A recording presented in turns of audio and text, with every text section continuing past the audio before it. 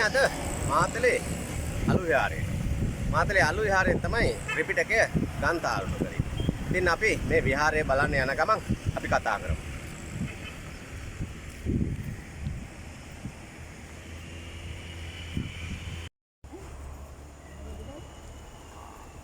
Adik phone එක ගන්න අමතක වුණා. නේ අපි සමහරවිට පිටිනාලේ අපි දැන් තාලේ නැහැ කවුරුත්. අපි එතන ඒගොල්ලෝ ඉන්නවා. ඒ කට්ටියත් ෆෝන් එකේ අපි ගිහින්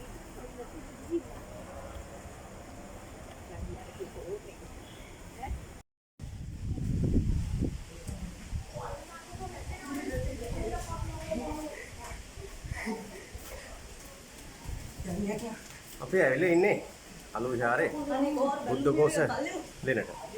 ඉතින් මේ බුද්ධඝෝෂ හාමුදුරුවෝ ලංකාවට වැඩම කරලා ත්‍රිපිටකය පිළිබඳ අධ්‍යයනය කරලා පරිවර්තනය කරගන්න මේක ලෝකෙට ගෙනියන්න උත්සාහ කරපු අවස්ථාවක්. ඒක ඉතා වැදගත්.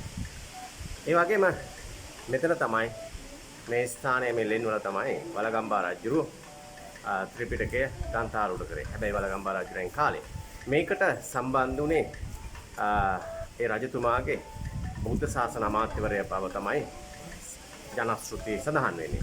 මූලාශ්‍රවල සඳහන් වෙන්නේ ප්‍රදේශවාසී කියලා. ඒ වගේම වැදගත්ම කාරණාව තමයි දේවවංශය කියන ග්‍රන්ථය මාතලේ උපනන්ද හිමියන් විසින් රචනා කරන ලද ග්‍රන්ථය සඳහන් වෙනවා. රණසිංහ දේව කියන අමාත්‍යවරයා මේ ත්‍රිපිටකය ග්‍රන්ථාරූඪ කිරීම සඳහා සම්පූර්ණ දායකත්වය දුන්නේ මූලිකත්වය ගත්තේ කියලා.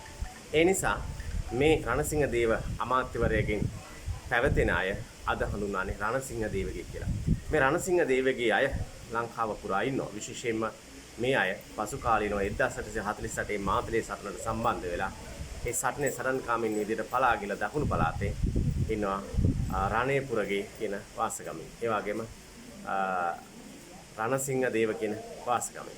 ඉතින් රණසිංහ දේව වාසගමත් රණේපුර දේවගේ හේවා රණේපුරගේ වාසගම් වලින් පවතින්නේ මෙන්න මේ පරම්පරාවෙන් පැවතෙන අය.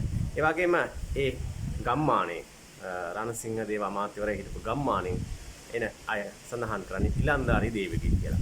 ඒ කරන්දෙනිය ගම්පහ ඒ වගේම දොඩංගස්ලන්ද වලිමිනි කන්දේ වගේ මේ අය ඉන්නවා. ඒ වගේම දකුණේ වලස්මුල්ල වගේ ප්‍රදේශවල ඉලන්දාරිගේ කියන නමින් ඉන්නවා. මේ ඉලන්දාරි කියන එක භාවිතා කරලා තියෙන්නේ යෝධයා කියන අර්ථයෙන්.